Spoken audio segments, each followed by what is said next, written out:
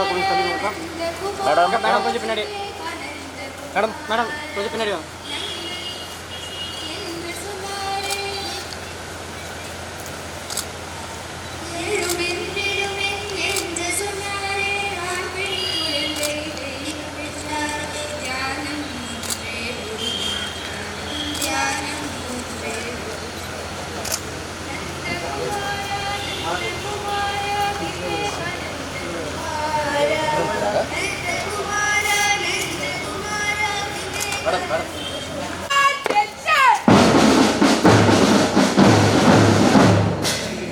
பின்னாடி வேணா நான் பின்னாடி வரேன்.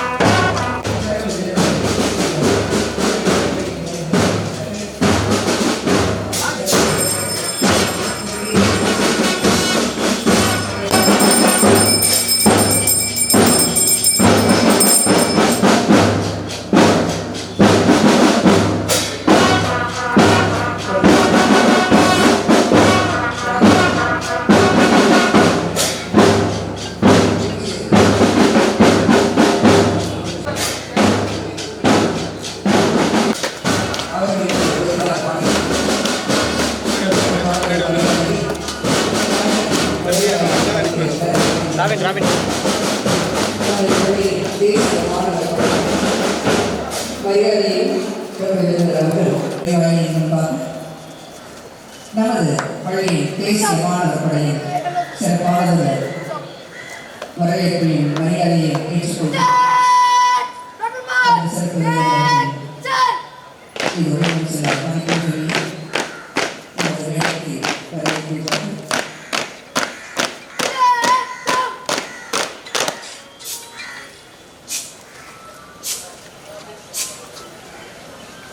ஏழை மகன்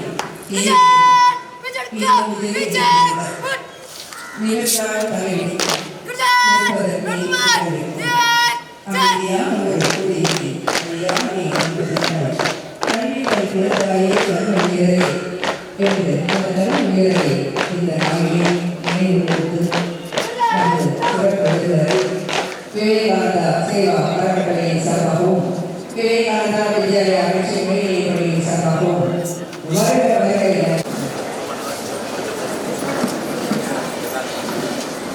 படித்ததனால் அறிவு பெற்று உலகில் ஆசிரியர்கள் அவருடைய பிறந்த நாளை நாம் இங்கே கொண்டாட நிகழ்ச்சி நடைபெறும். இவ்விழாவிற்கு நமது சிறப்பு விருந்தினர் அவர்கள் இது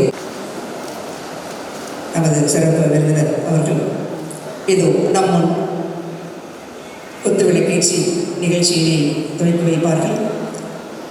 நமது சிறப்பு விருந்தினர் அவர்களை குத்துவிளக்கேற்றி நிகழ்ச்சியை கேட்டுக்கொள்கிறோம்.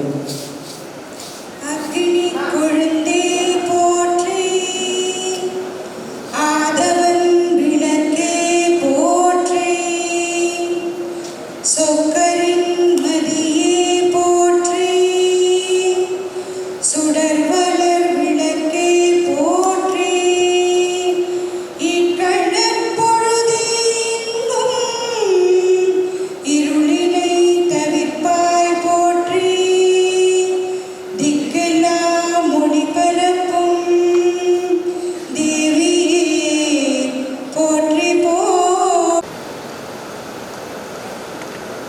முள்ளதொண்டு சட்டைக்கும் முதலில்லா தொழிலாளி, பொன்னில்லா பொருளில்லா புகழின்மை வசையில்லா எல்லாரும் இல்லா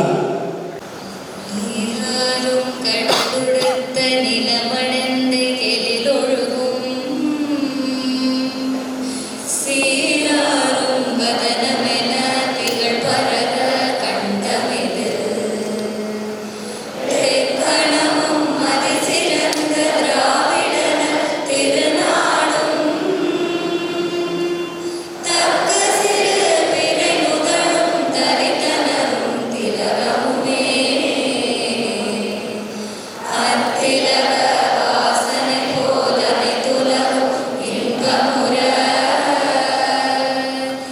எத்திசையும் புகழ் மணக்க இருந்த பெரும் தமிழனங்கே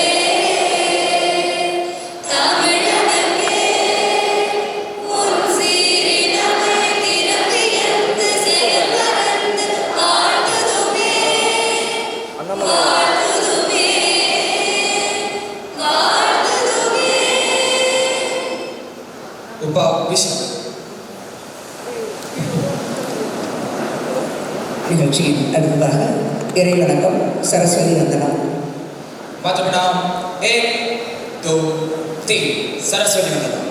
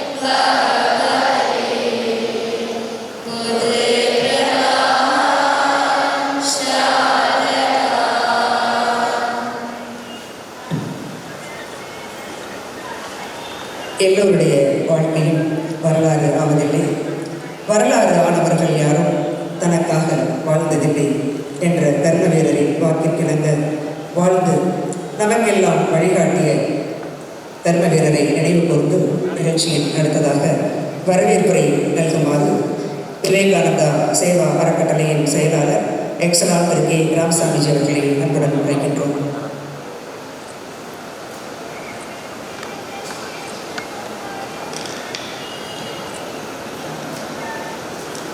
அருமையான இந்த காலை பொழுதிலே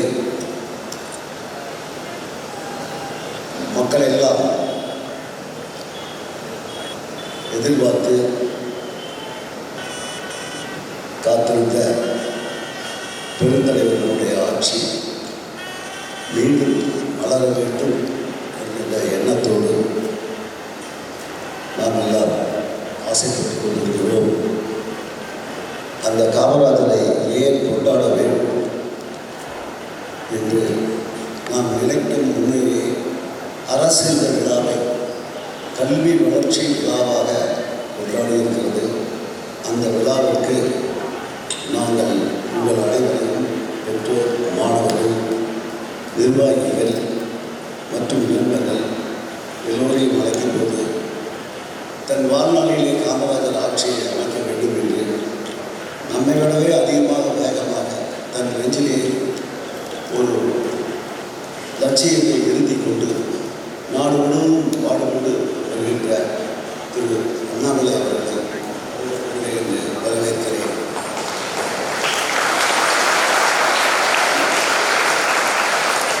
மேடையில் அறிந்திருக்கின்ற நம் பள்ளியின் தலைவர் அவர்களையும் இங்கே வந்து அமர்ந்திருக்கின்ற நம்முடைய அமைப்பினுடைய அரங்காவலர்களையும் நண்பர்களையும் பெற்றோர்களையும் மாணவ செல்வங்களையும் ஆசிரியர் சகோதர சகோதரிகளையும் மீண்டும் ஒருவரை வரவேற்கிறேன். எதற்காக காமராஜர் விழாவை கொண்டாட வேண்டும்? ஏன் கொண்டாட வேண்டும்?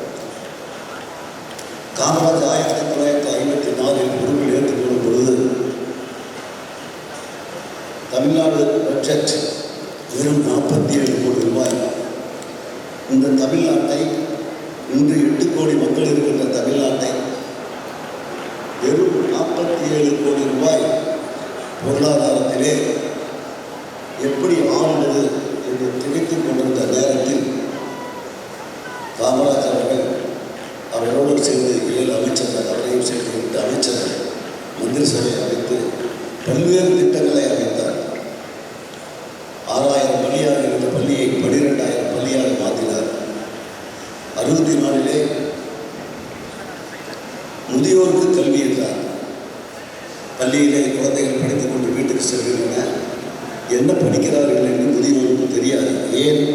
முதியோர் படிக்கவே இல்லை, பள்ளி பக்கமே போனதில்லை. ஆக அந்த முதியோருக்கும் கொஞ்சம் கல்வியினுடைய ஞானத்தை கொடுக்க வேண்டும் என்று முதியோர் கல்வி திட்டத்தை கொண்டார். அந்த ஆண்டே 7000 ஓராசிரியர் பள்ளியை நிறுவினார். இப்படி பல்வேறு கல்விக்கென்றே தன் வாழ்நாளை முழுவதும் எடுத்த எடுப்பிலேயே முதல் ஆண்டிலேயே அவர் தன்னை அர்ப்பணித்துக் கொண்டார். காட்டிலே கலனியிலே ஆடு வைத்து கொண்டிருக்கிற சிறுவனை பார்த்து, நீ ஏன் பள்ளிக்கு போகவில்லை என்கின்றார். பையன், இந்த பள்ளிக்கு போனால் அந்த ஆடு யார் உழைப்பார்கள், எனக்கு சோறு யார் போடுவார்கள் என்று கேட்கிறார். அந்த கேள்வி அவருடைய நெஞ்சத்திலே பதவதிக்க வைக்கிறது. அதற்காக தான் மதிய உணவு திட்டத்தை கொண்டு வந்தார். மாணவர்களுக்கிடையே வித்தியாசம் இருக்கக்கூடாது என்பதற்கு சீருடை திட்டம் கொண்டு வந்தார். இப்படி ஒவ்வொரு நிகழ்ச்சியாக பண்ணி இந்த நாட்டை உச்சபட்சமான ஒரு நிலைக்கு 9 ஆண்டு காலத்தில் கொண்டு வந்து 9 நீர்த்தேக்கங்களை கட்டி பல்வேறு தொழிற்சாலைகளை உருவாக்கி பாரதத்தின் முதல் மாநிலம் என்ற நிலையை உருவாக்கி இருக்கின்ற காலத்தில் அவர் ஆட்சியை விட்டு வெளியே வந்தார். ஆனால் அவர் ஆட்சியை விட்டு வெளியே வந்த காலத்திலிருந்து இன்று வரை திரும்பவும் அவருடைய ஆட்சி எப்போ வரும் என்று நாம் ஏங்கிக் கொண்டிருக்கின்ற நிலையை ஏற்படுத்தியிருக்கிறாரே, அதுதான் காமராஜ். இன்று அதுபோல ஒரு சூழ்நிலையை உருவாக்க முடியுமா? மது இல்லாத உலகத்தை உருவாக்க முடியுமா? மது இல்லாத தமிழ்நாட்டை உருவாக்க முடியுமா என்ற ஏக்கம் பெண்களிடத்திலே அதிகமாக இருக்கிறது. குடும்ப தலைவிகள் ஒவ்வொருவரும் ஏங்கி தவிக்கிறார்கள். இப்படி ஒரு அறக்கடை தமிழ்நாட்டிலே விட்டுவிட்டு நாம் மற்ற சட்டங்களை எல்லாம் போட்டுக் கொண்டிருக்கோமே, அவையெல்லாம் பயனளிக்குமா என்று ஏங்கிக் கொண்டிருக்கிறார்கள். அந்த நேரத்திலே தான் மது ஒழிப்பு என்ற ஒரு கொள்கையோடு நம் அண்ணாமலைஜி அவர்கள் இந்த அமைப்புக்கு வந்திருக்கிறார். நமக்கு தேவையில்லாமல் என்ன, ஒரு சிறந்த மனிதர், இந்த நாட்டுக்கு வழிகாட்டுகின்ற ஒரு சிறந்த மனிதர் வேண்டும். நாம் யாரை உதாரணமாக எடுத்துக்கொண்டு செயல்பட வேண்டும்? பெருந்தலைவர் காமராஜரை உதாரணமாக எடுத்து செயல்பட வேண்டும். வெறும் 57 கோடி பட்ஜெட்டிலிருந்து 214 கோடி பட்ஜெட் வரும்போது அவர் ஆட்சியை வருகிறார். இந்த இடைப்பட்ட இவ்வளவு சிறிய தொகையை வைத்துக் கொண்டு நூற்றுக்கணக்கான தொழிற்சாலைகளையும் பள்ளிகளையும் ஏற்படுத்தினார் என்றால் அவருடைய ஆட்சி வர வேண்டும். அவரை போன்ற மாணவர்கள் வர வேண்டும்.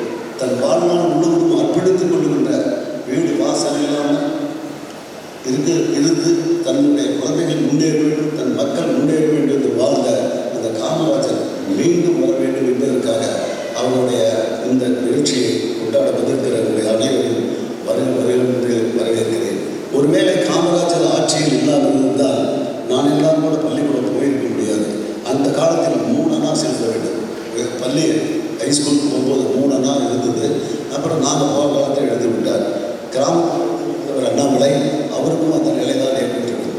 இது போன்ற ஒரு ஆழமான திட்டங்களை சிந்தித்து எதை நாம் அமல்படுத்தினால் எது மக்களுக்கு போய் சேரும் என்று விரயமற்ற ஒரு நியாயமான ஆட்சி செய்து கொண்டிருந்த காமராஜர் மீண்டும் வர வேண்டும் என்று வந்திருக்கின்ற உங்கள் அனைவருக்கும் வருக வருக என்று மீண்டும் ஒருவருடைய எங்களுடைய அழைப்பை ஏற்றுக்கொண்ட அண்ணாமலை நன்றி விடைபெறுகிறேன். நன்றி, வணக்கம். நமது சிறப்பு விருந்தினரை கௌரவிக்கும் நிகழ்வானது நடைபெறும். நமது சிறப்பு விருந்தினருக்கு பொன்னாடை அணிவித்து கௌரவிக்குமாறு எமது பள்ளியின் தலைவர் திரு பேலஸ் குமாரசாமிஜி அவர்களை அன்புடன் கேட்டுக்கொள்கின்றோம். அதேபோல நினைவு பரிசினை வழங்கி சிறப்பிக்குமாறு நம்மிடமிருந்து வழங்கப்படும் என்பதற்கிணங்க சிறப்பு விருந்தினரின் செயல் ஏற்படக்கூடியது. நினைவு பரிசினை நமது பள்ளியின் செயலாளர் திரு எக்ஸலா கே ராமசாமிஜி அவர்கள் வழங்கிக் கொண்டிருக்கின்றார்கள்.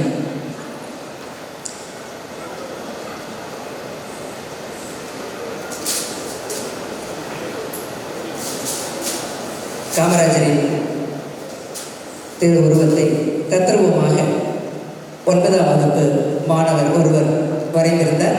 அந்த படமானது இப்பொழுது அந்த சிறப்பு விருதுகளில் பொருட்படங்களில் கொண்டாடப்பட்டது.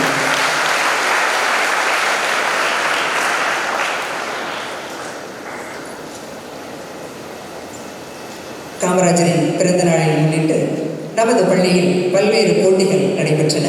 அப்போட்டிகளில் வெற்றி பெற்றோருக்கு இப்பொழுது பரிசளிப்பு நிகழ்ச்சியானது நடைபெற இருக்கின்றது. பரிசளித்து சிறப்பிக்குமாறு நமது சிறப்பு விருந்தினர் அவர்களை அன்புடன் அழைக்கின்றோம். இப்பொழுது பரிசளிப்பு நிகழ்ச்சியானது நடைபெற உள்ளது. பரிசளித்து சிறப்பிக்குமாறு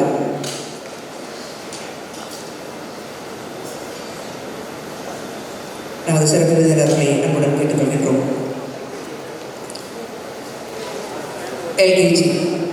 எல்கேஜி வகுப்பில் பேஸ்கெட் பால் த்ரோ அந்த போட்டி நடத்தப்பட்டது. அதில் முதலிடத்தை தட்டிச் சென்றிருக்கின்றார் கே மகாலட்சுமி எல்கேஜிஇ.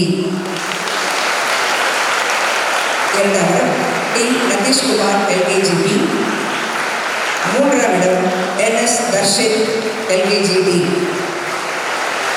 பேஸ்கெட் பால் த்ரோ அந்த போட்டியிலே வெற்றி பெற்ற மூவரிடம் நமது சிறப்பு விருந்தினர்கள் புகைப்படம் எடுத்துக் கொள்வார்கள்.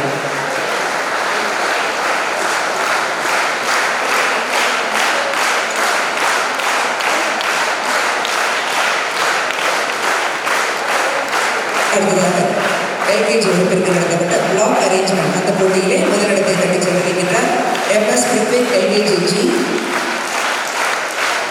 2ஆம் இடம் A ரித்விக் எல்கேஜிசி. 3ஆம் இடம் தயா எல்கேஜிஎஃப்.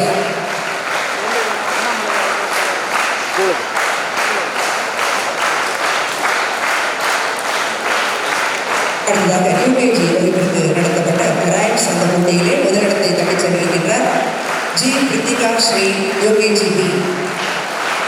ஜி பிரீதா ஸ்ரீ யூகேஜிபி முதலிடம். 2ஆம் இடம் டி ஹர்ஷினி யூகேஜிடி.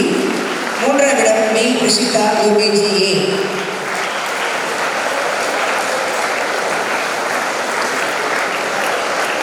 அடுத்ததாக யூகேஜி வகுப்பிற்கு நடத்தப்பட்ட கலரிங் அந்த போட்டியிலே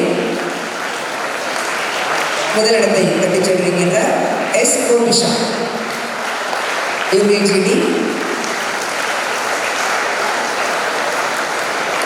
2ஆம் இடம் டி லக்ஷிதா யூகேஜிசி. 3ஆம் இடம் ஜிபி பொன் அபி யூகேஜிஇ.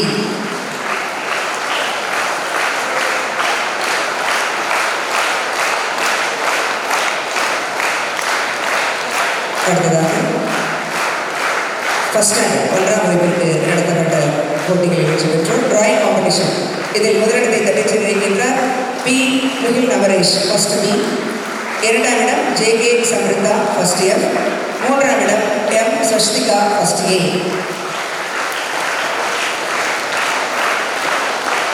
அதேபோல் அடுத்ததாக 1ஆம் வகுப்பிற்கு நடத்தப்பட்ட திருக்குறள் ரெசிடேஷன் அந்த போட்டியிலே முதலிடத்தை தட்டிச் சென்றிருக்கின்றார் வி கபிலேஷ். இரண்டாம் இடம் ஏ தக்ஷன்யாஸ்ரீ. மூன்றாம் இடம் பி ரிஷிகா.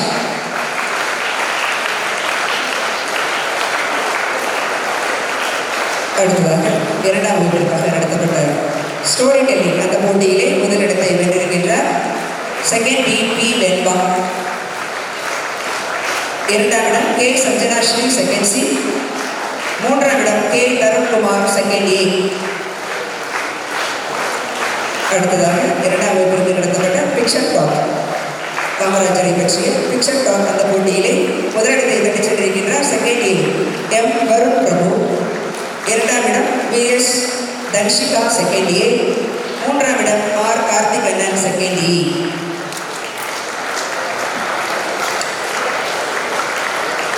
அடுத்ததாக மூன்றாம் வகுப்பிற்கு நடத்தப்பட்ட ஒரட்டாரிக்கல் தமிழ் அந்த போட்டியிலே முதலிடத்தை தட்டிச் சென்றிருக்கின்றார் எம் பித்துல் ஹரேந்திரா தேர்ட் ஏ. இரண்டாம் இடம் ஆர் பிரதீக்ஷா தேர்ட் ஏ. மூன்றாம் இடம் ஏஆர் கர்த்திகுமரன் தேர்ட் இ. அடுத்ததாக மூன்றாம் வகுப்பிற்கு நடத்தப்பட்ட ஷோ அண்ட் டெல் அந்த போட்டியிலே முதலிடத்தை தட்டிச் சென்றிருக்கின்றார் தேர்ட் பி வகுப்பைச் சேர்ந்த எம் பவிகா. இரண்டாம் இடம் ஏ சர்வேஷ். மூன்றாம் இடம் எஸ் அஸ்வந்த் தேர்ட் சி. அடுத்ததாக நான்காம் வகுப்பிற்கு நடத்தப்பட்ட பென்சில் டிராயிங் காமராஜரின் படத்தை தத்ரூபமாக பென்சில் டிராயிங் போட்டியில் வரைந்தார்கள். அதில் முதலிடத்தை தட்டிச் சென்றிருக்கின்றார் ஃபோர்த் சி வகுப்பைச் சேர்ந்த சி சந்தோஷ்வேல். முதலிடம் சி சந்தோஷ்வேல். இரண்டாம் இடம் ஜி திரிஜேஷ். மூன்றாம் இடம் யூஎன் கோகுல் சஜீவா. அடுத்ததாக நான்காம் வகுப்பிற்கு நடத்தப்பட்ட பேச்சு போட்டி ஆங்கில பேச்சு போட்டியிலே முதலிடத்தை தட்டிச் சென்றிருக்கின்றார் ஃபோர்த் இ ஆர் ரித்திக். இரண்டாம் இடம் கே யாழினி ஃபோர்த் டி. மூன்றாம் இடம் விஎஸ் ஜெகதீஷ் ஃபோர்த் பி. அடுத்ததாக ஐந்தாம் வகுப்பிற்கு நடத்தப்பட்ட குவிஸ் காம்படிஷன் வினாடி வினா போட்டியிலே முதலிடத்தை தட்டிச் சென்றிருக்கின்றார்கள் S Magizhthini N Dharanya. S Magizhthini fifth B N Dharanya முதலிடம். இரண்டாம் இடம் K U Vipin fifth E G J Likashmi fifth D. மூன்றாம் இடம் fifth E S Sashtika. Fifth B K Sadhana.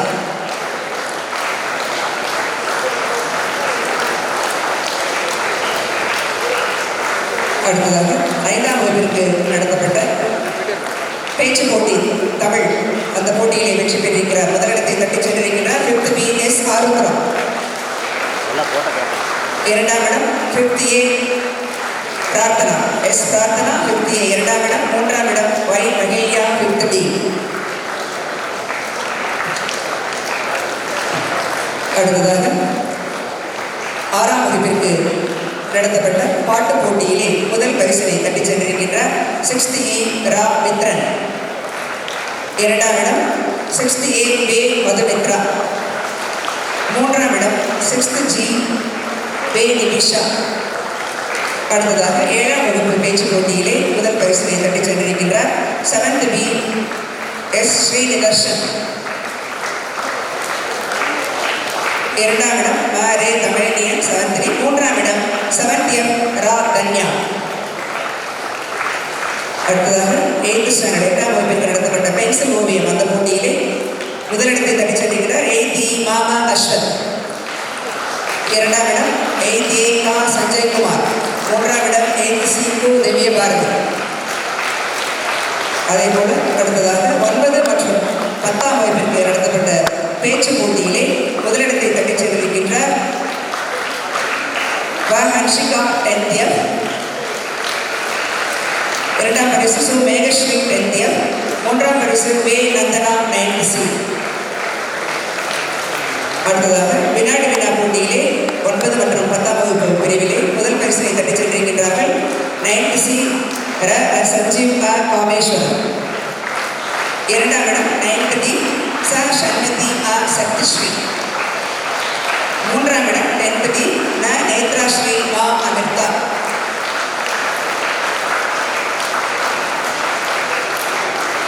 அடுத்ததாக 11 மற்றும் 12ஆம் வகுப்பிற்கான பேச்சு போட்டியிலே முதலிடம்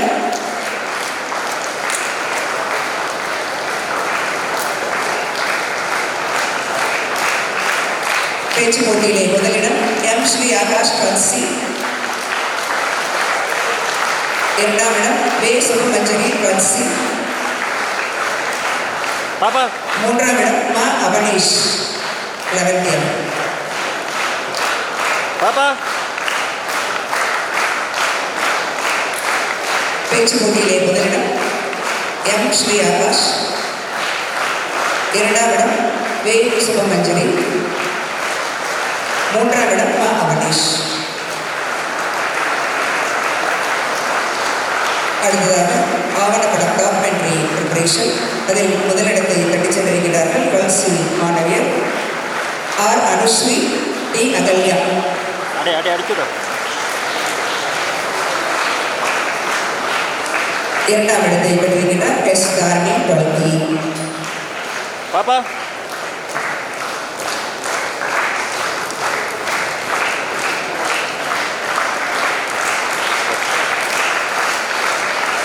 ஐயாவுக்கு நிகழ்ச்சியை நிறைவேற்றிக் கொள்கின்றோம்.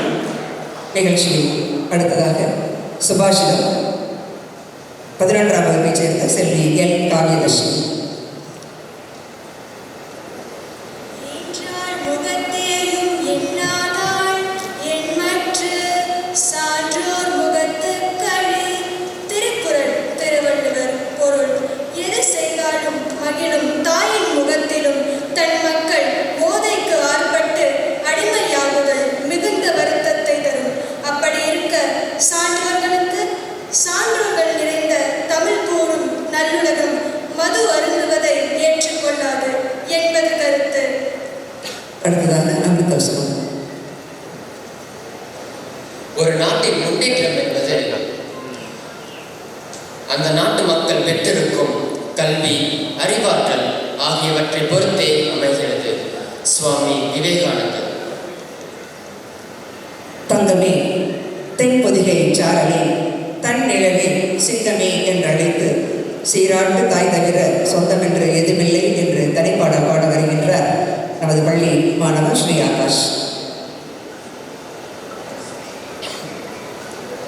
காமராஜன் அவரே கர்மவீரர், காமராஜன் அவரே கர்மசீலர்.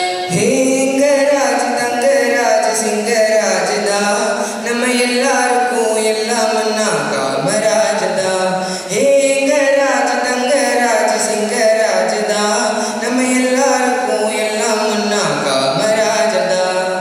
காமராஜன் அவரே கர்மவீரர், காமராஜன் அவரே கர்மசீலர். ஹேங்கராஜ் தங்கராஜ் சிங்கராஜதா நம்ம எல்லாருக்கும் எல்லாம் அண்ணா காமராஜதா. பெருசா ஊரும் இல்ல சொல்லிக்கிட பேரும் இல்ல, காசு பணம் ஏதும் இல்ல, பள்ளியில படிப்பும் இல்ல. நாட்டுக்கு சுதந்திரமும் வீட்டுக்கு நன்மைகளும், நாட்டுக்கு சுதந்திரமும் வீட்டுக்கு நன்மைகளும் காணவே தன்னையே தந்துவிட்ட பெருந்தலைவர், காணவே தன்னையே தந்துவிட்ட பெருந்தலைவர் காமராஜர். அவரே கர்மவீரர், காமராஜன் அவரே கர்மசீலர். ஹேங்கராஜ் தங்கராஜ் சிங்கராஜதா நம்ம எல்லாருக்கும் எல்லாம் அண்ணா காமராஜதா. சின்னஞ்சிறுசுகள் எல்லாம் தினமும் படிக்கணும் முன்னு பள்ளிக்கூடத்திலே மதியம் சோறு போட்டாரு. போய் வர சாலையிட்டு வேலை செய்யால கட்டி, போய் வர சாலையிட்டு வேலை செய்யால கட்டி நாட்டுக்கும் வீட்டுக்கும் நல்ல வழி காட்டினாரு, நாட்டுக்கும் வீட்டுக்கும் நல்ல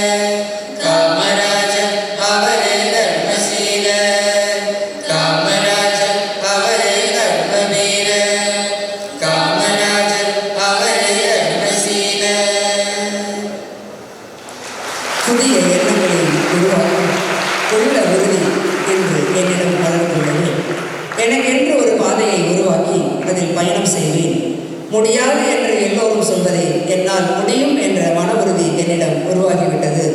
இந்த நாட்டின் இளைய சமுதாயத்தின் உறுப்பினரான நான் என் கடின உழைப்பாலும் உள்ள உறுதியாலும் வெற்றி பெற்று என் நாட்டை வளமான நாடாக்குவேன் என்று உறுதியுடன் வீறு கொண்டு எழுந்திருக்கும் கொங்கு மைந்தனின் முயற்சிக்கு தலைவணங்கி இப்பொழுது நமது சிறப்பு விருந்தினர் அவர்களை சிறப்புரையாற்ற அன்புடன் அழைக்கின்றோம்.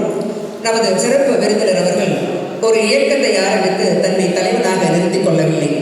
எளிய தொண்டனாக இதோ நம் முன் காமராஜரை போல் நிற்கின்றார். அவர் இப்பொழுது நமக்கு சிறப்புரை வழங்குவார். அனைவருக்கும் என்னுடைய அன்பான காலை வணக்கம். ஒரு அற்புதமான நேரத்தில் ஒரு மாமனிதனுடைய 124வது பிறந்த நாள் பெருவிழாவில் நாம் எல்லோரும் கூட பங்கெடுத்துக் கொண்டிருக்கின்றோம். மிக முக்கியமாக தமிழகத்தில் எந்த பள்ளிக்கூடத்தினுடைய மாணவ செல்வங்களுக்கு காமராஜர் ஐயாவை பற்றி தெரிந்திருக்கிறதோ ஆழமாக புரிந்திருக்கிறதோ எனக்கு தெரியவில்லை. ஆனால் நிச்சயமாக நம்முடைய விவேகானந்தா வித்யாலயம் மெட்ரிக் மேல்நிலை பள்ளி ஒரு ஆண்டும் கூட இந்த நாளை கல்வி வளர்ச்சி நாளாக அறிஞர் காமராஜர் ஐயாவுடைய பிறந்த நாளை கல்வி வளர்ச்சி நாளாக தொடர்ந்து கொண்டாடி கொண்டிருக்கின்றனர்.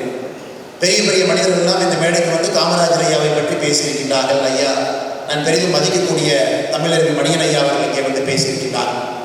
கர்மவீரர் காமராஜர் ஐயாவை மிக அருகில் இருந்து பார்த்தவர்கள் இங்கே வந்து பேசியிருக்கின்றார். எனக்கு மேடையில் இருக்கும் பொழுது இந்த பள்ளியினுடைய செயலாளராக இருக்கக்கூடிய போற்றுதலுக்குரிய ஐயா எக்ஸலன்ட் ராமசாமி அவர்கள் சொன்னார், ஐயா தமிழர்கள் மணியன் அவர்கள் இங்கே வந்து காமராஜர் ஐயாவை பற்றி பேசிவிட்டு மாணவ செல்வங்களுக்கு சில கேள்விகளை கேட்டார். அப்போ மாணவ செல்வங்கள் காமராஜர் ஐயாவை பற்றி எல்லா கேள்விக்குமே பதில் சொல்ல ஆரம்பித்த பிறகு தமிழர்கள் மணியன் ஐயாவே ஒரு நிமிஷம் ஸ்டன் ஆகிட்டார். எப்படி என்ன கேள்வி கேட்டாலும் பதில் சொல்கிறாங்களே. எனக்கு அருகில் மேடையில் இருக்கக்கூடிய இந்த பள்ளியினுடைய தலைவராக இருக்கக்கூடிய ஐயா வீரஸ் குமாரசாமி அவர்கள் இன்னொரு வார்த்தையை சொன்னாங்க, நம்ம பள்ளி மாணவங்கிட்ட நீங்கள் காமராஜர் ஐயாவை பற்றி என்ன கேள்வியை கேட்டாலும் பதில் சொல்லுவாங்க. ஏன்னா அந்த அளவுக்கு ட்ரெயினாக இருக்கிறாங்க. காமராஜர் ஐயாவை பற்றி பேசி பேசி பேசி பேசி எல்லா மாணவ செல்வங்களுக்கும் ஐயாவை பற்றி நன்றாக தெரியும் என்று சொன்னார்கள். எத்தனை பள்ளியில் இவ்வளவு தைரியமாக மாணவர்களை வைத்துக் கொண்டு காமராஜர் ஐயாவுடைய வாழ்க்கையை முழுவதுமாக இவர்கள் படித்திருக்கிறார்கள் எப்படி எவ்வளவு சொல்ல முடியும். 1902ஆம் ஆண்டு பிறந்தவர் கர்மவீரர் ஐயா. இன்னைக்கு அவர் இருந்திருந்தால் 124 வயது அவருக்கு ஆகியிருக்கும். 1975 நம்மை விட்டு பிரிந்து இறைவனை சேர்ந்திருக்கிறார். வாழ்ந்த வருடங்கள் பார்த்தீங்கன்னா 73 ஆண்டுகள் தமிழக மண்ணில் மக்களுக்காக வாழ்ந்த ஒரு மாமனிதன். 1902 பிறந்தார்னா அது வேறொரு காலம், வேறொரு யுகம். சுதந்திரத்திற்கான ஒரு பெரிய தாகம் இருந்துச்சு, ஒரு வேள்வி இருந்துச்சு. நிறைய நண்பர்களுக்கு தமிழகத்தில் தெரியாது, கர்மவீரர் காமராஜர் ஐயா நம்முடைய முதலமைச்சராக 9 ஆண்டு காலம் பதவி காலத்தில் இருந்தார். 1954 ஆரம்பித்து 1963 வரை. அது நம்ம எல்லோருக்குமே தெரியும். 9 ஆண்டு காலம் முதலமைச்சர். ஆனால் நிறைய பேருக்கு தெரியாத ஒரு விஷயம், கர்மவீரர் காமராஜர் ஐயா தன்னுடைய 73 வயது வாழ்ந்ததுல 9 ஆண்டு காலம் சிறையிலும் இருந்தார். அது நிறைய பேருக்கு தெரியாது. 9 ஆண்டு காலம் முதலமைச்சராக இருந்த ஒரு மனிதர் தன் பிறந்த காலகட்டத்திலிருந்து இறக்கும் தருவாய் வரை 9 ஆண்டு காலம் வேறு வேறு காலகட்டத்தில் சிறையிலும் இருந்தார். 9 ஆண்டு காலம் சிறை, 9 ஆண்டு காலம் முதலமைச்சர். அப்படிப்பட்ட ஒரு மனிதர். மகாத்மா அண்ணல் காந்தியடிகள் அவர்களோடு நெருங்கிய ஒரு தொடர்பு.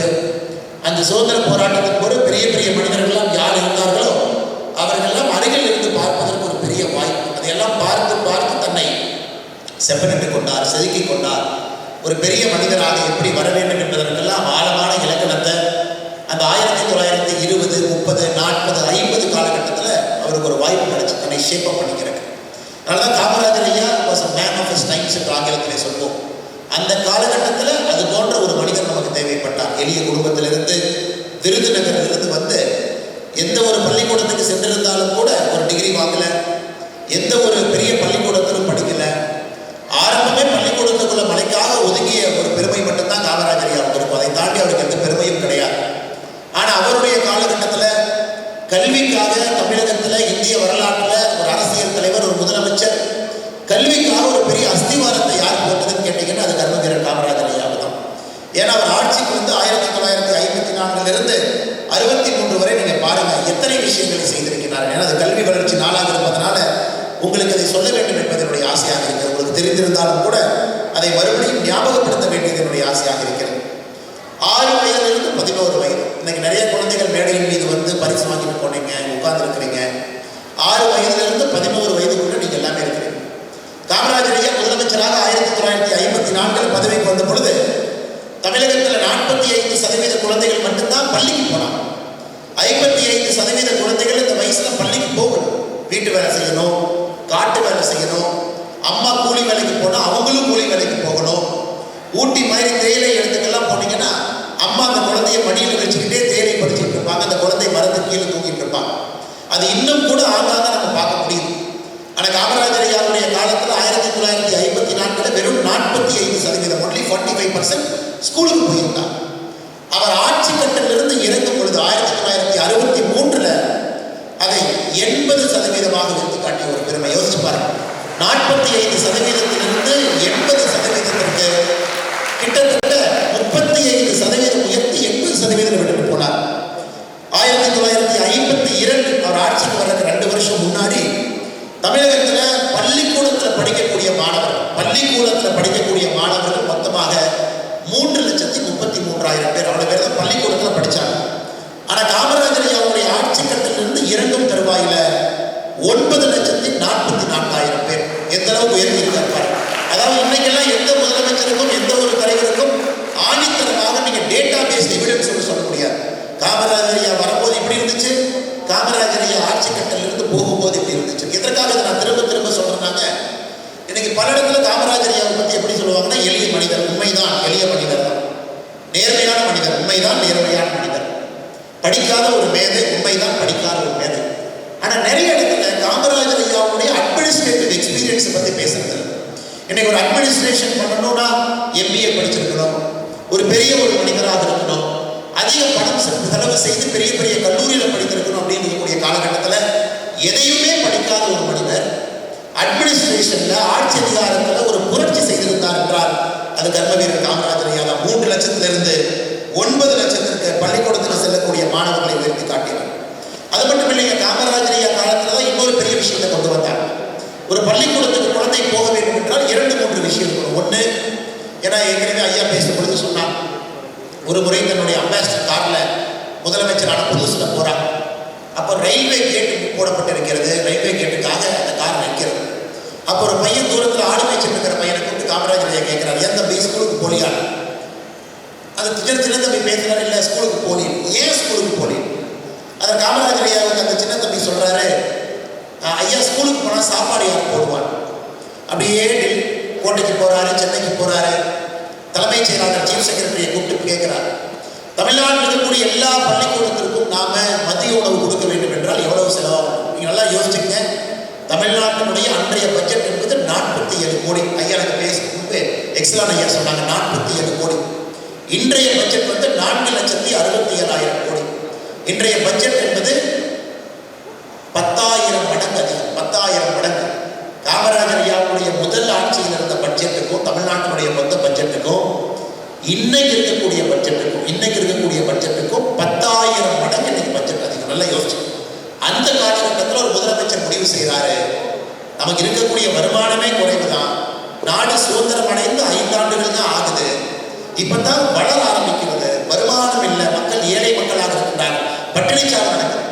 அதில் எதை முதன்மைப்படுத்துறாரு பாருங்க. எத்தனையோ விஷயங்கள் ஒரு முதலமைச்சருடைய நாற்காலியில் எத்தனையோ விஷயங்கள் இருந்தாலும் கூட அந்த முதலமைச்சர் முதன்மைப்படுத்தக்கூடிய விஷயம் என்னங்க? பள்ளிக்கூடத்துக்கு போகக்கூடிய மாணவ செல்வங்களுக்கு மதிய உணவு கொடுக்கணும் அப்படிங்கிறத முதன்மைப்படுத்துறார். அன்னைக்கு இந்தியாவில் எந்த மாநிலத்திலும் சுதந்திரத்துக்கு பிறகு இந்தியாவில் ஒரு மாநிலத்தினுடைய அரசோ மத்திய அரசோ பள்ளிக்கூடத்துக்கு செல்லக்கூடிய மாணவர்களுக்கு காலை உணவோ மதிய உணவோ எங்கேயுமே கொடுக்கல. முதலாக இதை ஆரம்பித்தது கர்மவீரர் காமராஜர். அப்ப தலைமைச் செயலாளர் சொல்றார், ஐயா நிதி இல்லை என்று ஆரம்பிக்க வேண்டியது உங்களுடைய கடமை, நிதியை கொண்டு வருவது என்னுடைய பொறுப்புங்கிறார். அப்படிப்பட்ட ஒரு மனிதர் அன்னைக்கு மதிய உணவை கொண்டு வந்து அது ஒரு புரட்சியை பண்றார். அதன் பிறகு இரண்டாவது காமராஜர் ஐயா நினைக்கிறாரு, எல்லா குழந்தைகளும் பள்ளிக்கூடத்திற்கு வர வேண்டும் என்றால் அந்த குழந்தை வீட்டு பக்கத்தில் பள்ளிக்கூடம் இருந்தால் தான் வரும். ஏன்னா அப்போ டிரான்ஸ்போர்ட் கிடையாதுங்க. இன்னைக்கு நீங்க யோசிச்சு பாருங்க, ஸ்கூல் பஸ் இருக்கு, அரசு பேருந்து இருக்கு, அப்பா அம்மா 2 வீலர் இருக்கு, ஏன் சில வீட்டில் கார் இருக்கு, கொண்டு வந்து விட்டுட்டு போறாங்க. அன்னைக்கு குழந்தைகள் நடக்கும் 1 கிலோமீட்டர் 2 கிலோமீட்டர் 5 கிலோமீட்டர் 10 கிலோமீட்டர் வரைக்கும் நடந்த எத்தனையோ குழந்தைகள் இன்னைக்கு பெரியவர்களாகி இந்த அரங்கத்தில் நிச்சயமாக அமர்ந்திருக்கிறார்கள் என்பது நிச்சயமாக எனக்கு தெரியும். அன்னைக்கு காமராஜர் ஐயாவுடைய அடுத்த உத்தரவு, வீடிலிருந்து 3 மைல் தூரத்தில் ஒரு நடுநிலை பள்ளி இருக்கும். அந்த குழந்தை நடந்து போகணும்னா கூட 3 மைலுக்குள்ள நடந்து போய் ஒரு நடுநிலை பள்ளி, வீட்டிலிருந்து 5 மைல் தொலைவுக்குள்ள ஒரு உயர்நிலை பள்ளி 5 மைலுக்குள்ள இருக்கணும். இதையெல்லாம் கருமேறு காமராஜரையா அவ்வளவு பிளான்ட கொண்டு வர்றாரு.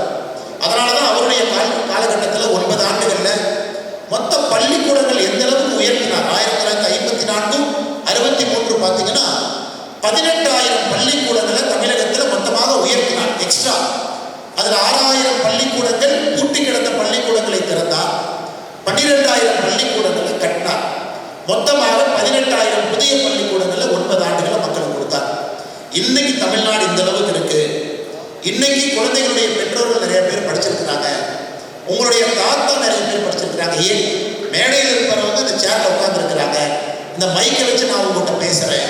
அப்பா அம்மா எல்லாம் கௌரவமாக இந்த சமுதாயத்தில் வாழ்றாங்கன்னா எத்தனையோ மனிதர்கள் காரணமாக இருந்தாலும் அதுல முக்கியமான ஒரு மனிதர் கர்மவீரர் காமராஜர்.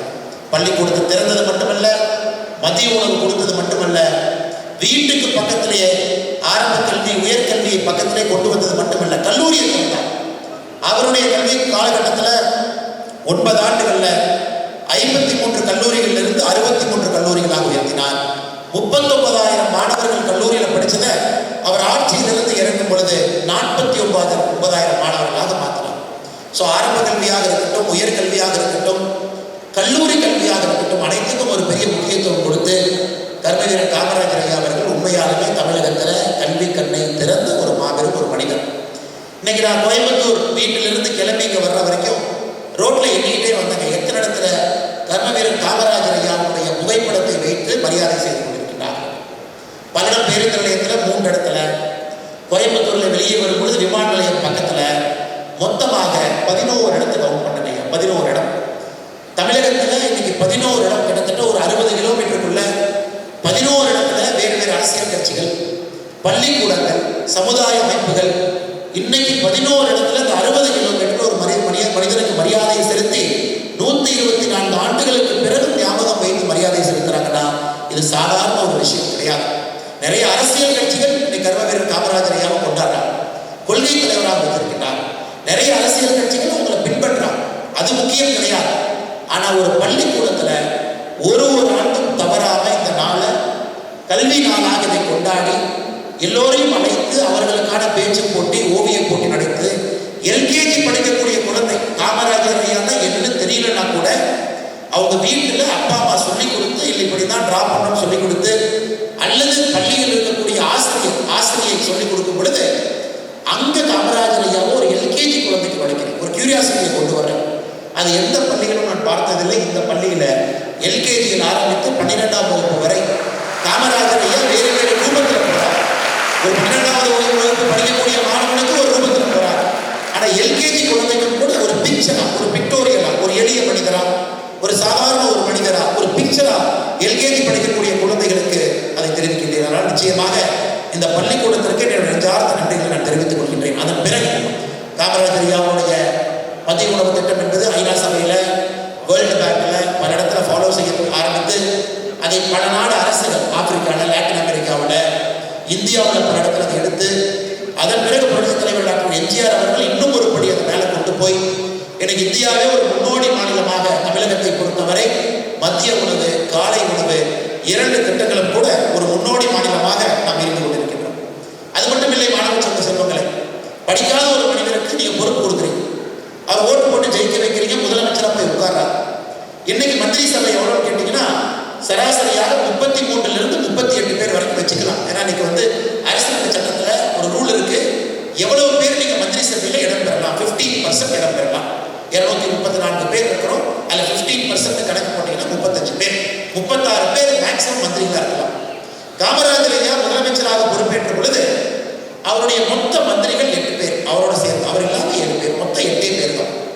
அன்னைக்கெல்லாம் கோயிலுக்குள்ள சில சமுதாயங்கள் செல்ல முடியாது, பட்டியலில் இருக்கக்கூடிய சகோதர சகோதரிகள் கோயிலுக்குள்ள செல்ல முடியாது என்று சொல்லும் பொழுது அதை சத்தம் போடாம செயல்ல பட்டியலிடத்தை சார்ந்த திரு பரமேஸ்வரன் அவர்களை இந்து அறநிலைத்துறை அமைச்சராக பொறுப்பேற்க புரட்சி செஞ்சார். சத்தமே போடாம புரட்சி எல்லா இடத்திலும் கூட. அதே போல லூர்தம்மாள் பிரான்சிஸ் என்கின்ற நாகர்கோவில் இருக்கக்கூடிய சகோதரி பெண்ணை அவருடைய அமைச்சரவையில் ஆட்சி அதிகாரத்தில் ஒரு பெண்ணை கொண்டு வந்து புரட்சி செய்து காட்டுறார். ஆனால் 8 பேர் தான் வச்சிருந்தார். 8 பேர் 47 கோடி பட்ஜெட். ஒரு சிம்பிள் கரப்ஷன் அலிகேஷன் இல்லாமல் ஒரு ஆட்சி அதிகாரத்தை நடத்தி காட்ட முடியும் என்று 54 நம்ம காட்டுறாங்க. அது மட்டும் இல்லை, எனக்கு சொன்னாங்க சத்ரபதி சிவாஜி மகாராஜ் அவர்களும் கூட அவருடைய மந்திரி சபை 8 பேர். சிவாஜி அவர்கள் ஆட்சியில் இருந்த பொழுது 8 பேர் தான் மந்திரி சபையில் வச்சிருந்தாங்க. அஷ்டபிரதான் மண்டல் என்கின்ற பெயர், சிவாஜியுடைய மந்திரி சபை 8 பேர். அஷ்டபிரதான் மண்டல் என்கின்ற பெயர்ல மோஸ்ட் எஃபிஷியன்ட் கவர்னன்ஸ் 8 பேரை வச்சு கொடுக்க முடியும்னு காமிச்சாரு. அதை கர்மவீரர் காமராஜர் ஐயா அவருடைய அமைச்சர்களும் கூட 8 பேரை வச்சு காமிச்சார். அது மட்டும் இல்லை, காங்கிரஸ் தலைவராக போட்டியிட்ட பொழுது தன்னை எதிர்த்து யார் போட்டியிட்டார்களோ அவர்களையும் கொண்டு வந்து தன்னுடைய மந்திரி சபையில அமைச்சராக பொறுப்பு கொடுத்து, அதாவது அவருடைய அமைச்சரவையை பொறுத்தவரை நேர்மை இருக்கணும், நாணயம் இருக்கணும், நெஞ்சுரம் இருக்கணும், அதுல சமூக நீதி இருக்கணும் என்கின்ற அடிப்படையில் மட்டும்தான் அவருடைய அமைச்சரவை 63 வரைக்கும் இருந்துச்சு. இன்னைக்கெல்லாம் பதவியில் ஒருத்தர் ஏறினாங்கன்னா இறங்க மாட்டாங்க. பதவியில் ஏறுறது மட்டும்தான் கணக்கு, இறங்குறது கணக்கு இல்லைங்க. ஆனால் 1963 சிம்ம சொப்பனமாக ஆட்சி அதிகாரத்தில் உச்சத்தில் இருக்கும் பொழுது பெரிய பெரிய மனிதர்கள்லாம் ஆட்சியில் இருந்தது போதும், எல்லாமே 9 வருஷம் 10 வருஷம் 5 வருஷம் முதலமைச்சராக இருந்துட்டோம். காங்கிரஸ் கட்சி 1947 சுதந்திரம் வாங்கும் பொழுது எப்படி காங்கிரஸ் கட்சி இருந்ததோ இன்னைக்கு அந்த நிலைமை மாறி இருக்கிறது. நாம் மாறிவிட்டோம். மறுபடியும் அந்த நிலைமையை கொண்டு வரணும். மறுபடியும் காங்கிரஸ் கட்சி மக்களோடு மக்களாக இருக்க வேண்டும் என்பதற்காக 1963 அவரே ஒரு பர்சனல் எக்ஸாம்பிள் செட் பண்றார். முதலமைச்சர் நாற்காலியிலிருந்து மறுபடியும் கீழே ஒரு சாதாரண தொண்டனாக நான் இறங்கி ஒரு கட்சியினுடைய அடிப்படை உறுப்பினராக நான் வேலை பார்ப்பேன் என்பதெல்லாம் இந்திய அரசியல் புரிசு. இந்தியாவில் எனக்கு தெரிஞ்சு இதுவரை காமராஜர் ஐயாவுக்கு முன்பும் சரி, காமராஜர் ஐயாவுக்கு பின்பும் சரி, அவ்வளவு பெரிய பொறுப்பில் இருக்கக்கூடிய ஒரு மனிதன் தானாக அந்த பொறுப்பில் இருந்து இறங்கி நான் மறுபடியும் அடிப்படை நிலை மக்களை நோக்கி நான் செல்கின்றேன் என்று யாரும் சென்றது கிடையாது. அந்த மாமனிதன் 1975 இறந்த பொழுது அவ்வளவு பெரிய ஒரு மனிதர் ஒரு தேர்தலில் தோற்கடிக்கப்பட்டார் 1967. அதன் பிறகுதான் இஸ்லாமிய தேர்தலில் தோற்ற பிறகு காமராஜர் ஐயாவுடைய பக்தராக மாறினார். அதன் பிறகு ஒரு தேர்தல் ஜெயிச்சார், லோக்சபா நாகர்கோவிலிருந்து ஜெயிச்சார். அதன் பிறகு எமர்ஜென்சி வந்துச்சு. எமர்ஜென்சி காலகட்டத்தில் தன்னுடைய உயிரை விட வேண்டிய ஒரு கட்டாயமும் அவருக்கு ஏற்பட்டது. அந்த மனிதரை நீங்கள் முழுமையாக இந்த மனிதரை புரிந்து கொள்ள வேண்டும். தன்னுடைய தாய் எப்படி நடந்துக்கிட்டாரு, பர்சனல் எக்ஸாம்பிள் எப்படி செட் பண்ணாரு. எனக்கு இந்தியா முழுவதுமே குடிக்கிற தண்ணி பைப்பு மூலமாக வர வேண்டும் என்கின்ற திட்டம் இருக்கு. அன்னைக்கு காமராஜர் ஐயா ஒரு பர்சனல் எக்ஸாம்பிள் வச்சார். தன்னுடைய வீட்டுக்கு பைப்பு மூலமாக குடி தண்ணீர் வர வேண்டும் என்றால் அந்த கிராமம் முழுவதும் பைப்பில் தண்ணி வந்த பிறகுதான் தன்னுடைய வீட்டுக்கு வர வேண்டும் என்பதிலே தெல்ல தெளிவாக இருந்தார். அதுவும் உங்களுக்கு தெரியும், கண்டிப்பாக தமிழர் மணியர் ஐயா சொல்லியிருப்பார். ஒரு முறை வீட்டுக்கு சென்ற பொழுது தன்னுடைய வீட்டுக்கு பைப்பு மூலமாக குடி தண்ணீர் வரும் பொழுது தன்னுடைய தாய்கிட்ட கேட்கிறார், ஏன் நம்ம வீட்டில் பைப்பில் தண்ணி வருது? தாய் சொல்றாங்க, நடக்க முடியல, முட்டி வலிக்குது, பஞ்சாயத்துக்காரங்களே போட்டுட்டு போயிட்டாங்க. தன்னுடைய தாய்க்கு கொடுக்கப்பட்ட அந்த பைப்பு மூலமாக வரக்கூடிய குடித நீரை கூட அந்த பைப்பை பிடிங்கி எடுத்து திரும்ப பஞ்சாயத்து எடுத்துட்டு போக சொல்றாரு. லோக்கல் பஞ்சாயத்து சொல்றாரு முதலமைச்சராக, ஊருக்கெல்லாம் பைப்பில் தண்ணி கொடுத்த பிறகு என் வீட்டுக்கு கொடுக்குறார். ஒரு முதலமைச்சர் இப்படிப்பட்ட பர்சனல் எக்ஸாம்பிள 1950 காலகட்டத்தில் ஒரு முதலமைச்சர் செய்திருக்கிறாங்க. இதுதான் இன்னைக்கு மோட்டிவேட். இங்க இருக்கக்கூடிய குழந்தைகள் நீங்க இதெல்லாம் கேட்டுட்டு ஒரு செய்தியாக ஒரு கதையாக கேட்டுட்டு இங்கிருந்து வெளியே போனதுக்கு அப்புறம் உலகம் இந்த மாதிரி இல்லையே, காமராஜர் ஐயா மாதிரி உலகம் இல்லையே, இன்னைக்கு மட்டும்தான் மேடையில பேசுறாங்க, ஆனா காமராஜர் ஐயா மாதிரி மக்கள் வாழ்றதில்லை, காமராஜர் ஐயாவை போல ஆட்சியாளர்கள் இல்லை என்று சொல்லி நீங்கள் நடந்து விடக்கூடாது. இந்த நோக்கம் எல்லாம் ஏன் படிப்படியா இவ்வளவு விஷயத்தை செய்யறாங்கன்னா இங்கிருந்து அடுத்த காமராஜரை உருவாக்க வேண்டும் என்பதற்காகத்தான் இந்த நிகழ்ச்சியை நடக்குது. நீங்க நல்லா புரிஞ்சுக்கணும். அதனால் காமராஜர் ஐயாவை பற்றி இவ்வளவு பேசுவதற்கான காரணம், காமராஜர் ஐயாவை போல உங்களை உருவாக்கணும். எளிமை இருக்கணும், நேர்மை இருக்கணும், நாணயம் இருக்கணும். உங்களுக்கு கல்வி அறிவு இருக்கு. காமராஜர் ஐயாவுக்கு கல்வி அறிவு இல்லை, ஞான அறிவு மட்டும்தான். ஞான அறிவு இவ்வளவு விஷயம் செஞ்சார். உங்களுக்கு கல்வி அறிவு, அப்பா அம்மா ரிஸ்க் எடுத்து கஷ்டப்பட்டு இந்த பள்ளிக்கூடத்தை உங்களை படிக்க வைக்கிறார். பள்ளிக்கூடமும் 41 ஆண்டுகளாக 1985 இருந்து இந்த இடத்துல உங்களுக்கு அந்த கல்வியை போதித்துக் கொண்டிருக்கிறது. அதனால் நீங்க காமராஜர் ஐயாவுடைய குவாலிட்டி உங்களுக்கு வரணும். அதுபோல் நீங்கள் வாழ வேண்டும் என்பதற்காகத்தான் இவ்வளவு நிகழ்வுகள் இங்கே நடந்து கொண்டிருக்கிறது. அது மட்டும் இல்லை, காமராஜர் ஐயாவுடைய காலத்தில் 9 ஆண்டுகள் தெளிவாக இருந்தால் எந்த காரணத்திற்கும் கூட தமிழகத்தில் இன்னைக்கு டாஸ்மாக் என்று சொல்லக்கூடிய கடைகளோ சாராய கடைகளோ நாங்கள் திறக்க மாட்டோம் என்பதில் தெல்ல தெளிவாக இருந்தால் 47 கோடி ரூபாய் பட்ஜெட்டும் கூட சுத்தமான ஒரு பட்ஜெட். ஒருவரை குடிக்க வைத்து அதிலிருந்து வரக்கூடிய பணத்தின் மூலமாக ஒரு அரசு ஒரு பட்ஜெட்டை போட்டு கொடுத்து மக்களை முன்னேற்றுகின்றோம் என்று சொல்லவில்லை. அந்த அந்த நெஞ்சுரமும் அந்த நேர்மையும் காமராஜர் இருந்துச்சு. ஆனா இன்னைக்கு தமிழகத்துல எத்தனை பேர் குடிக்கிறாங்கன்னு கேட்டீங்கன்னா, சமீபத்தினுடைய ஆய்வின்படி 18 வயசுல இருந்து 70 வயசு ஆண்கள் எடுத்துக்கிட்டீங்கன்னா 24% பேர் குடிக்கிறாங்க. குடிக்கின்ற ஆண்கள்ல 18% பேர் போதைக்கு அடிமையாக ஆல்கஹால் அடிக்ஷன் அவங்களுக்கு இருக்கு. இதையெல்லாம் எதிர்க்க வேண்டிய கட்டாயமும் கடமையும் நமக்கு இருக்கு. இன்னைக்கு எல்லா குழந்தைகளையும் சென்சிடைஸ் பண்ணணும், ஆல்கஹாலை பற்றி சென்சிடைஸ் பண்ணணும், ட்ரக்ஸை பற்றி சென்சிடைஸ் பண்ணணும், பேரண்ட்ஸை நம்ம சென்சிடைஸ் பண்ணணும். ஒரு ஆரோக்கியமான சமுதாயத்தை, ஒரு மது இல்லாத, போதை இல்லாத ஒரு ஆரோக்கியமான சமுதாயத்தை நாம் உருவாக்க வேண்டும் என்றால் நாம் அனைவரும் ஒன்று சேரும் பொழுது மட்டும்தான் அது நடக்கும். தமிழகத்தில் 24% பேர் ஆண்கள் 18 70 வயசு குடிக்கிறாங்க அப்படிங்கிறது நான்குல ஒருத்தர். அப்படி எப்படிப்பட்ட சமுதாயத்தை நாம் உருவாக்கி கொண்டிருக்கின்றோம்னு யோசிச்சு பாருங்க. அதுல குடிக்கிறவங்கள 18% பேர் அடிக்ஷன், அதன் மீது ஒரு ஒரு ஒரு மீள முடியாத ஒரு விஷயம் இருக்குன்னா எப்படிப்பட்ட சமுதாயத்தை உருவாக்கணும் நீங்க பாருங்க. தமிழகத்தில் அதிகரித்திருக்கக்கூடிய இந்த கஞ்சா புழக்க வழக்கத்தையும் கூட கட்டுப்படுத்த வேண்டிய கடமை நம்முடைய சமுதாயத்துக்கு இருக்கு. அதையும் கூட நீங்கள் கவனத்தில் எடுத்துக்கொண்டு இந்த ஒரு மாத காலமும் கூட வீரரிட சமைப்பு தமிழ்நாடு முழுவதுமே இதை ஒரு பெரிய ஒரு மாபெரும் மக்கள் இயக்கமாக எடுத்திருக்கின்றோம்.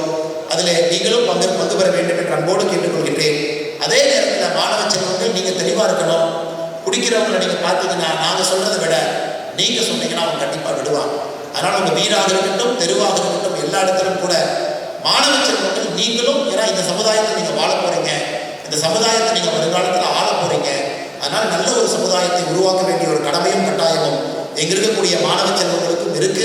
அதை மறந்து விடாதீர்கள் என்று சொல்லி மறுபடியும் இந்த அற்புதமான பள்ளிக்கூடம் 41 ஆண்டுகளை தாண்டி தேசிய உணர்வு மிக்க ஒரு மாணவ செல்வங்களை இங்கிருந்து மாணவர்களை அனுப்பும் பொழுதே தேசியவாதிகளாக நாடு முதல் மை நேஷன் ஃபர்ஸ்ட் என்கின்ற ஒரு சிங்கிள் ஐடென்டிட்டியில இங்கிருந்து 1000 மாணவ செல்வங்களை ஒரு ஆண்டும் கூட தயார் செய்து வெளியே அனுப்பி கொண்டிருக்கின்றீர்கள். அது சாதாரண ஒரு வேலை கிடையாது. ஆனால் நிச்சயமாக இந்த காலகட்டத்தில் கூட உங்களை இந்த நேரத்திலே பாராட்டி ஆக வேண்டும். கர்மவீரர் காமராஜர் ஐயா ஒரு தேசிய கட்சியில பணியில் இருந்த பொழுது கூட மிக தெளிவாக இருந்தார். நம்ம பண்டிட் நேரு இந்தியாவுடைய பிரதமராக யோசிச்சு பாருங்க, நேரு எவ்வளவு பெரிய மனிதன். அப்படி இருக்கும் பொழுது இந்தியா மிகப்பெரிய ஒரு நாடு, இந்தியா முதல் நாடு, அதிலே தமிழகத்தை முதன்மையாக கொண்டு வர வேண்டும் என்கின்ற ஒற்றை நோக்கத்தில் தமிழ்நாட்டினுடைய உரிமைகளை எங்கேயும் விட்டுக் கொடுக்காமல் ஒரு மிகச்சிறந்த முதலமைச்சராக இருந்த ஒரு மாமனிதர். இன்னைக்கு காமராஜர் ஐயாவை பார்த்து ஏங்கிட்டு இருக்கோம். விவசாயம் highest agriculture land, irrigated land highest இருந்தது கர்மவீரர் காமராஜர் 1964. அதன் பிறகு இரிகேட்டட் லேண்ட், நீர் மூலமாக விவசாயம் செய்யக்கூடிய நிலம் என்பது காமராஜர் ஐயாவுடைய காலத்திற்கு பிறகு கிட்டத்தட்ட தமிழகத்தில் 2.5 லட்சம் ஏக்கர் குறைந்திருக்கிறது. காரணம், காமராஜர் ஐயாவுக்கு பிறகு யாரும் டேம் கட்டல, காமராஜர் ஐயாவுக்கு பிறகு விவசாயத்துக்கு யாரும் முக்கியத்துவம் முன்னுரிமை கொடுக்கல. அதையெல்லாம் நீங்கள் ஒரு இயக்கமாக இங்க இருக்கக்கூடிய மாணவ செல்வங்களை இதெல்லாம் நான் வச்சுக்கணும். நீங்க இன்னும் 20 ஆண்டுகள் கழிந்து வரும்பொழுது எப்படிப்பட்ட இந்தியா தமிழ்நாடு இருக்குன்னு யோசிச்சு பார்த்துங்க. அது நல்ல தமிழ்நாடாக இருக்க வேண்டும், நல்ல இந்தியாவாக இருக்க வேண்டும் என்றால் உங்களுடைய அடிப்படை கடமையிலிருந்து நீங்கள் தவறக்கூடாது என்று சொல்லி மிக பொறுமையாக காலையிலிருந்து இந்த அரங்கத்தில் இருக்கக்கூடிய எல்லா மாணவ செல்வங்களுக்கும், பெற்றோர்கள் பெருமளவில் இங்கே வந்திருக்கின்றார்கள், இந்த விழாவுக்கு வந்திருக்கின்றார்கள், பெற்றோர்களுக்கும் பத்திரிகை நண்பர்களுக்கும், கிட்டத்தட்ட 20 பள்ளியினுடைய பிரின்சிபல்ஸ் அவங்க சிறப்பு விருந்தினர்களாக அவர்கள் வந்திருக்கின்றார்கள், அவர்களுக்கும் இந்த இயக்கத்தை சார்ந்தவர்கள் எல்லோரும் பெரிய அளவில் வந்திருக்கின்றார்கள், அவர்களுக்கும் இந்த பள்ளியினுடைய ஆசிரியர் பெருமக்கள் அவர்களுக்கும், குறிப்பாக நான் டீச்சிங் ஸ்டாஃப், இந்த பள்ளியில் இருக்கக்கூடிய வாட்ச்மேன் ஐயாவிலிருந்து ஆரம்பித்து உள்ள இருக்கக்கூடிய ஆயம்மா வரைக்கும் எல்லோருமே உங்களுக்காக தன்னுடைய வாழ்க்கையை அர்ப்பணித்து பணி செய்து கொண்டிருக்கின்றார்கள். அவர்களையும் இந்த நேரத்தில் அவர்களையும் நினைவில் கொண்டு வாய்ப்பு கொடுத்த நல்ல உள்ளங்களுக்கு நன்றி தெரிவித்து, விவேகானந்தா வித்யாலயா மெட்ரிக் மேல்நிலைப் பள்ளி இன்னைக்கு 41 ஆண்டுகளாக இருந்தாலும் வரக்கூடிய ஆண்டுகளில் இன்னும் மென்மேலும் பெரிய உயரத்துக்கு செல்ல வேண்டும் என்று வாழ்த்து வழங்கி என்னுடைய உரையை முடித்துக் கொள்கிறேன். நன்றி, வணக்கம். தமிழ்நாடு வாழ்க, பாரதத்தினுடைய புகழ் உலகெங்கும் போகும்.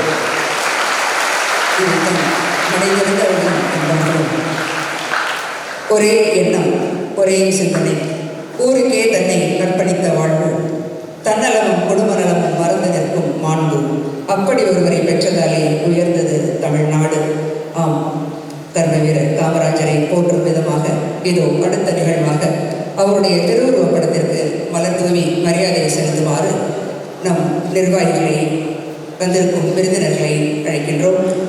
அவர்களை தொடர்ந்து மாணாக்கர்கள் கர்ணவீரரின் திருவுருவப்படத்திற்கு மலர் தூவி மரியாதை செலுத்துவார்கள். அவர்களையும் தொடர்ந்து நம் பள்ளிக்கு இந்த நிகழ்ச்சிக்கு வருகை புரிந்திருக்கும் பெற்றோர்கள், ஆன்றோர்கள், சான்றோர்கள் அனைவரையும் கர்ணவீரரின் திருவுருவப்படத்திற்கு மலர் தூவி மரியாதை செலுத்துமாறு அன்புடன் கேட்டுக்கொள்கின்றோம். ஆசிரியர்கள் மாணவர்களுக்கு வழிகாட்டுமாறு அன்புடன் வேண்டுகின்றோம்.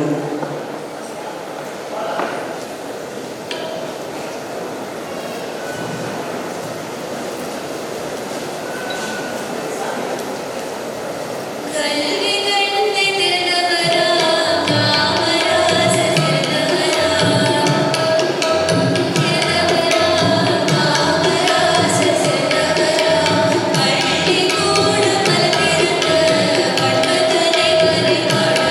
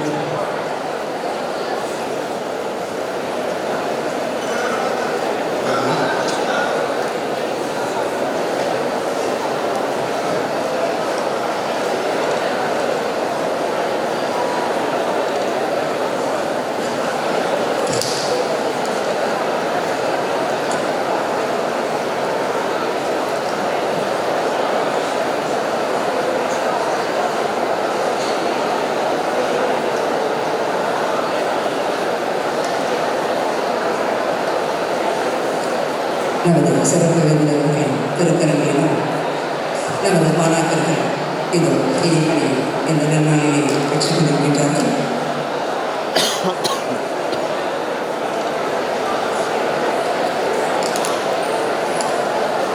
நிகழ்ச்சி அடுத்ததாக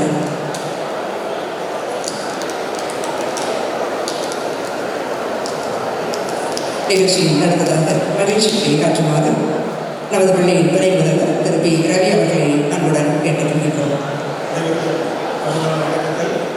சமுதாயத்தில் பிறக்கும் ஒவ்வொரு குழந்தையும் ஒரு விதை தான். அந்த விதை நல்ல நிலத்தில் விழுந்து பெரிதாக வளர்த்து பலருக்கு பயன் தரும் விருட்சமாக வளர வேண்டும் என்பதே இப்பள்ளியின் விருப்பம். அதற்காக தான் இந்த பள்ளி நிர்வாகம் செயல்படுகிறது. மேற்கண்ட வாக்கிற்கேற்ப நமது பள்ளியில் தெய்வபக்தி, தேசபக்தி, பண்பாடு, கலாச்சாரம், ஒழுக்கம் இவற்றோடு கூடிய கல்வியை நமது நிர்வாகம் செயல்படுத்தி வருகிறது. நெல் பயிரிடுவதற்கு வயலை சீர் செய்யும் பொழுது ஒரு மூலையில் நாற்றாங்காலை உருவாக்குவார்கள். அந்த நாற்றாங்காலில் நெல்லை விதைத்து உரவிட்டு ஊட்டச்சத்தை கொடுத்து நாற்றாங்காலை வளரச் செய்வார்கள். பிறகு அந்த நாற்றை பிடுங்கி வயலில் நடுவார்கள். நாற்றாங்காலில் அதற்கு தரப்படும் ஊட்டச்சத்து தான் அவற்றை நன்கு வளர வழி செய்து நெல் மணிகளை விளைவிக்கும். அதே போலதான் நமது சமூகத்தின் நாற்றாங்கால்கள் தான் பள்ளி குழந்தைகள். அவர்கள் பெரும் கல்விதான் இந்த சமுதாயத்தை மாற்றுகிறது. கல்வி என்பது சீரும் சிறப்புமாக, மன நிறைவாக, ஒழுக்கமாக வாழ்வதற்கான வழிமுறை. இதனை பெறுவதற்கான ஏற்பாடாகத்தான் இது போன்ற விழாக்களை நமது நிர்வாகம் ஏற்பாடு செய்கிறது. அவ்வகையில் தற்போது நடைபெற்ற கல்வி வளர்ச்சி நாளில் தலைமையேற்று சிறப்பித்த நமது விவேகானந்தா சேவா அறக்கட்டளையின் தலைவர் வீனஸ் குமாரசாமி அவர்களுக்கு மகிழ்ச்சியை தெரிவித்துக் கொள்கின்றோம். மேலும் இவ்விழாவில் வரவேற்புரை நல்கிய நமது பள்ளியின் செயலாளர் எக்ஸ்லார் கே ராமசாமி அவர்களுக்கு மகிழ்ச்சியை தெரிவித்துக் கொள்கிறோம். வான்மலையால் வையம் செழிக்கும் வாழும் பெரியவர்களின் அனுபவ அறிவுரைகள் நம் போன்று வாழ்வை உயர்த்துகின்ற வாக்கிற்கேற்ப மிக சிறப்பான முறையில் சிறப்புரை நல்கிய அண்ணாமலை XIPS அவர்களுக்கு மனமார்ந்த மகிழ்ச்சியை தெரிவித்துக் கொள்கிறோம். அண்ணாமலை ஜி, தங்கள் பெயருக்கு ஏற்றாற்போல் மலையை போல் உயர்ந்து நேர்மையுடனும் உறுதியுடனும் சமுதாய பணி ஆற்றுகிறீர்கள். இன்றைய இளைய தலைமுறையை நல்ல பண்புடனும் தேச சிந்தனையோடும் ஒழுக்கத்துடனும் விழிப்புணர்வோடும் உருவாக்க தாங்கள் மேற்கொண்டு வரும் அற்புதமிக்க சேவை மேலும் மேலும் வளர எல்லாம் வல்ல இறைவனை பிரார்த்திக்கின்றோம். தங்கள் வருகை எங்கள் மாணவர்களுக்கு ஊக்கத்தையும் நம்பிக்கையும் உயர்ந்த லட்சியங்களையும் விதைக்கட்டும். மீண்டும் ஒருவரை தங்களுக்கு மனமார்ந்த மகிழ்ச்சியை தெரிவித்துக் கொள்கிறோம். மேலும் இவ்விழாவில் கலந்து கொண்டு சிறப்பித்த விவேகானந்தா சேவை அறக்கட்டளை மற்றும் நிர்வாகிகள், பள்ளி வளர்ச்சிக்குழு உறுப்பினர்கள், பள்ளி கல்வி ஆலோசகர்கள், பெற்றோர் ஆசிரியர் சங்கத்தினர்கள் அனைவருக்கும் மனமார்ந்த மகிழ்ச்சியை தெரிவித்துக் கொள்கிறோம். நமது பள்ளியிலே எப்பொழுதும் விழாக்கள் சரியான நேரத்துக்கு ஆரம்பிக்கும். அதை மனதில் கொண்டு சரியான நேரத்துக்கு எங்களது அழைப்பிற்கு வருகை கொடுத்த பெற்றோர்கள் அனைவருக்கும், மற்ற பள்ளி தாளாளர்கள், முதல்வர்கள் அனைவருக்கும், நேரலை மூலமாக வீட்டிலிருந்து நிகழ்ச்சிகளை கண்டுபிடித்துக் கொண்டிருக்கும் பெற்றோர்கள், ஏனைய பெரியவர்களுக்கும் மகிழ்ச்சியை தெரிவித்துக் கொள்கிறோம். மேலும் நிகழ்ச்சி சிறப்பாக நடைபெற உறுதுணையாக இருந்த ஆசிரியர் பெருமக்களுக்கும், மாணவ செல்வங்களுக்கும், அலுவலக உதவியாளர்களுக்கும் மகிழ்ச்சியை தெரிவித்து வாய்ப்புக்கு நன்றி விடைபெறுகிறேன். நன்றி, வணக்கம், ஜெய்ஹிந்த். சற்று முன்னதாக இந்த மேடையை நடந்திருந்தவர்கள் நம் பள்ளியின் அரங்காவலர்கள், விவேகானந்தா சேவா அறக்கட்டளையின் அரங்காவலர்கள். 40 years of excellence என்று சொல்வோமே. 40 வருடங்களாக இந்த பள்ளியை தன்னலம் கருதாது நடத்தி கொண்டிருக்கும் நம் பள்ளி அரங்காவலர்கள் தான் இதோ மேடையை இதுகாரம் அலங்கரித்தார்கள்.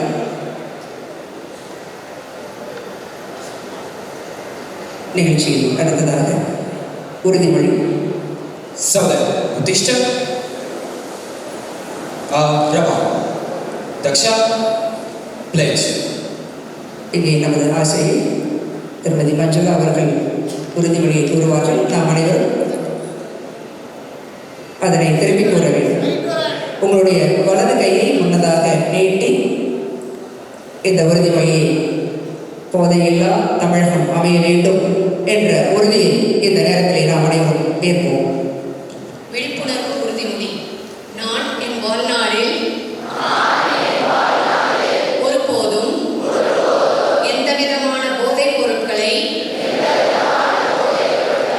எச்சூழலிலும் பயன்படுத்த மாட்டேன். என் குடும்பத்தை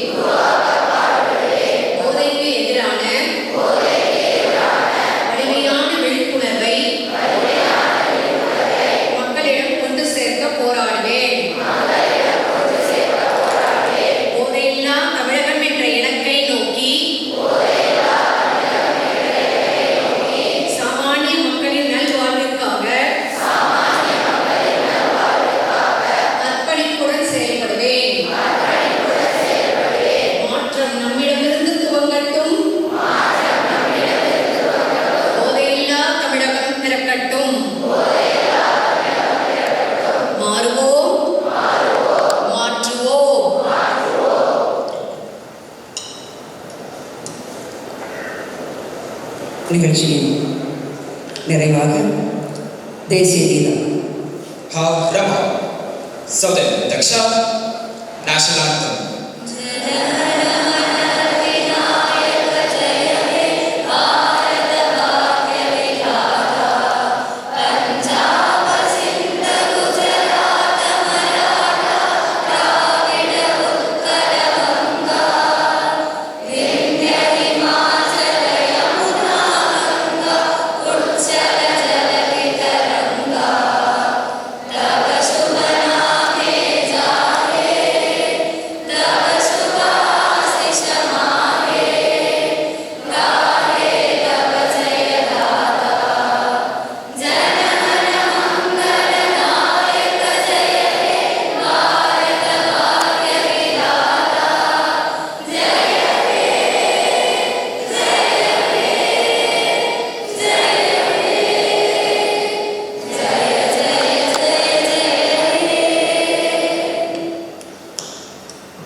அருமையான ஒரு நிகழ்ச்சி.